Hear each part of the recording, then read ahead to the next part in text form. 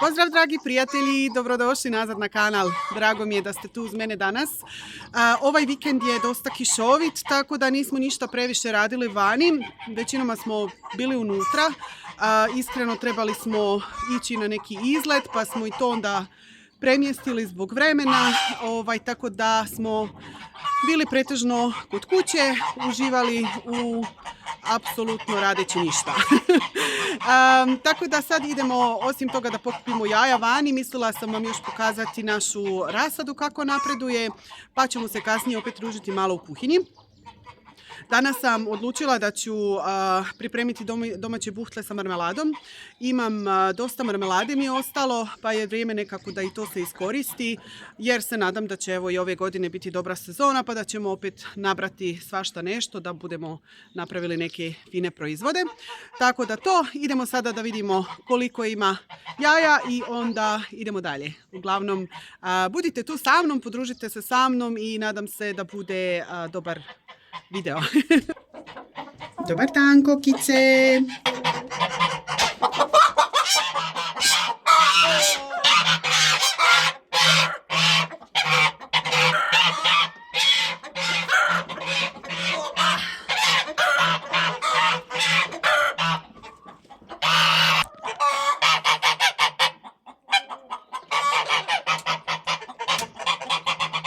A ovako za sada trenutno samo troje, niš previše, ali dobro, tek je 10 sati, tako da imamo još vremena, a i prilično je ružno vrijeme, malo je pohladno, tako da očekujem još do kraja dana malo više.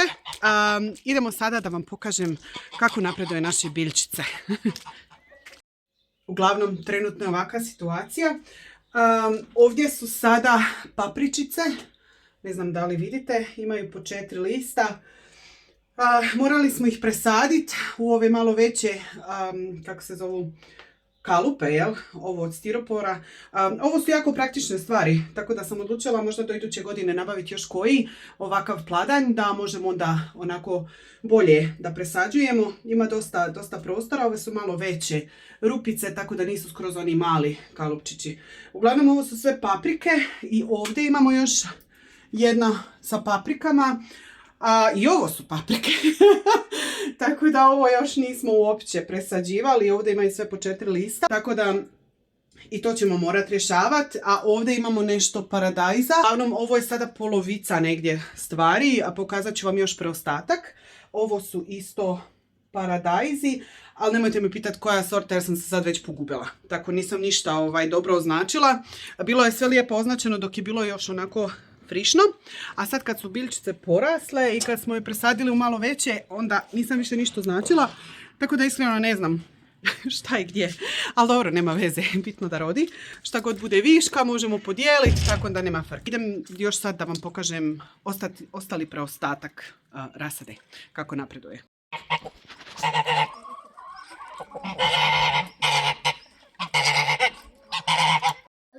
Evo ovako, kao što sam rekla, još je tu druga polovica, sve te rasade, sve te naše biljčice. Ovdje je većinoma paradajz, isto što sam rekla, nemojte me pitati koja je sorta, sve sam sad pomiješala, ali eto, bitno da nešto bude od toga. Više nego dovoljno za nas, za naše potrebe, ali ako sve uspije kojim igrom koje je slučajno da ćemo to nešto podijeliti kolegama, susjedima i tako dalje. A u biti suština svega toga je da se ja naučim čim više. Znači, htjela bi se naučiti čim više o ovom samom postupku. Znači, od sijanja sjemena do toga da dobiješ onu malu biljčicu koju nakon toga stavljaš u zemlju da dobiješ plodove. Svrha svega toga je bila, zato i jesam toliko puno posijala, nisam baš sigurna kako se to kaže, ali uglavnom svrha, kao što sam rekla, svega toga je da se ja naučim, da recimo iduće godine budem malo bolje u tome. Tako da šta god bude uspjelo, to će biti jedan veliki uspjeh za mene. Ovako, dragi prijatelji, evo nas sad na toplom i suhom. Idemo napraviti jedne buhtle sa marmeladom. Nisam ih još naravno nikad prije pravila, tako da eto, idemo to pokušati. I onako nema ništa drugo da se radi danas, tako da eksperimentiramo u kuhinji. pripremi, pa se nadamo da ćemo uspjeti. Uglavnom pokažem vam konačni rezultat. Naravno stavit ću vam link do recepta u opisu videa. Tako da idemo sad u akciju. Za pripremu buhtli stavila sam u toplo mlijeko svježi kvasac i dodala 1 žlicu šećera. U receptu piše da se može dodati malo brašna, ali iskreno ja sam taj korak preskočila jer nisam dobro čitala upute. Kvasac sam kasnije ostavila sa strane da se aktivira dok ja pripremim tijesto. U toplo mlijeko bilo je potrebno dodati maslac kojeg ja naravno nisam imala, pa sam stavila margarin za kolače i sasvim dobro je djelovalo, tako da nije imalo nikakav efekt na konačni rezultat. Mlijeko sam stavila na laganu vatru da se otopi. Dok sam pripremala tijesto, razmišljala sam o tome šta želim postići ovu vrtlarsku sezonu.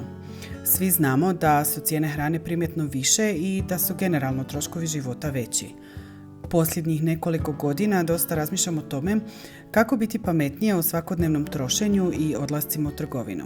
Otkrila sam jedan super kanal na YouTubeu koji pratim već duže vrijeme i sviđa mi se koncept žene koja vodi taj kanal. Svake godine ona organizira No Spend Challenge. To bi mogli nekako prevesti u recimo izazov bez trošenja ili izazov bez kupovine. Nekako tako otprilike. Poanta tog izazova je da ljudi sami sebi postave pravila i trajanje izazova u kojem će pokušati iskoristiti zalihe hrane koje već imaju.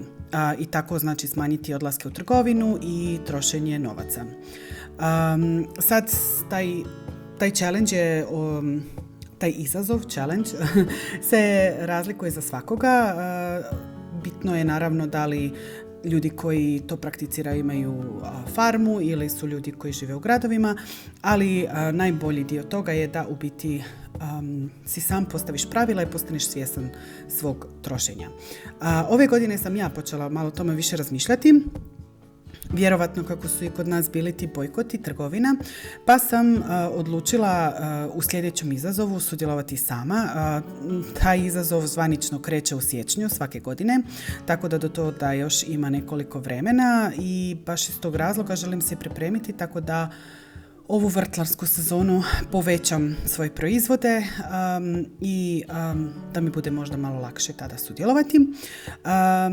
Tako da to me još čeka, ali pošto sam nekako o tome razmišljala, ja sam se nekako odlučila ovaj mjesec da napravim sama sebi malo drugačiji kao izazov.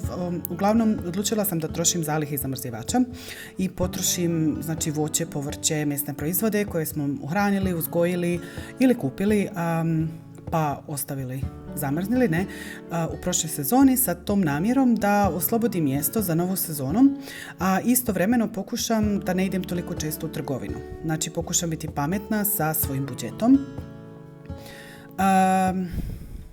Uglavnom, ostavit ću vam link do kanala ako vam slučajno to sviđa, takve tematike, možda vas zanima, pa možete si tamo to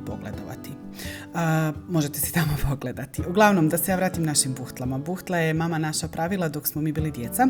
Iskreno nisam nikad bila preveliki obožavatelj, a nekako sam skužila da kako godine prolaze, ja se sve više vraćam onim receptima i jelima koje sam jela u mladosti. I vidim da sad pretežno uživam u njima. Ne znam da li mi se to možda okus mijenja ili je to neka nostalgija, ali mogu vam reći da sam u ovim buhtlama stvarno uživala. Nisu uopće komplicirane za napraviti, a rezultat je odličan za ovakve kišne dane i večeri kao što je bilo ovaj vikend.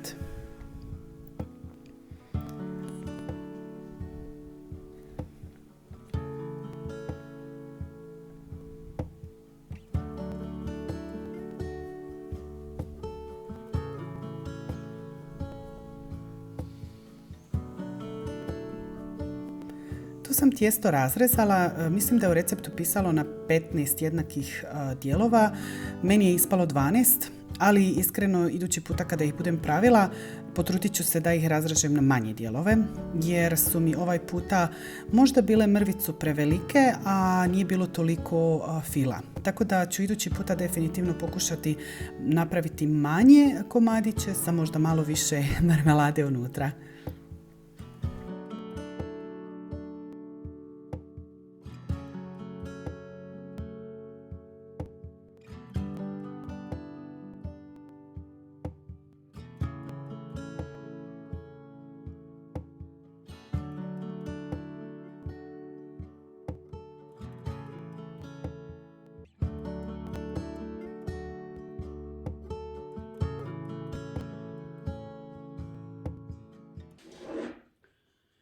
Ovako sad to izgleda.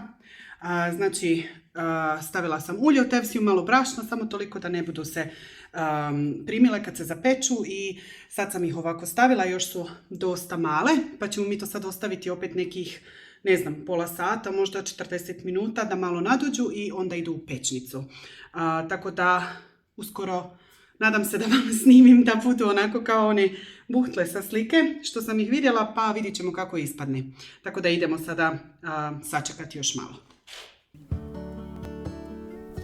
Kao što vidite, moje buhtle nisu bile savršene izgledom i ni otprilike nisu izgledale kao one na slikama što sam vidjela, ali eto, vjerujte mi na riječ da je ukus bio odličan, a i kuća je mirisala predivno. Pekle su se na 160 stepeni 30 minuta. Ja sam ih možda pekla jedno 35, toliko da budu onako lijepo žute boje.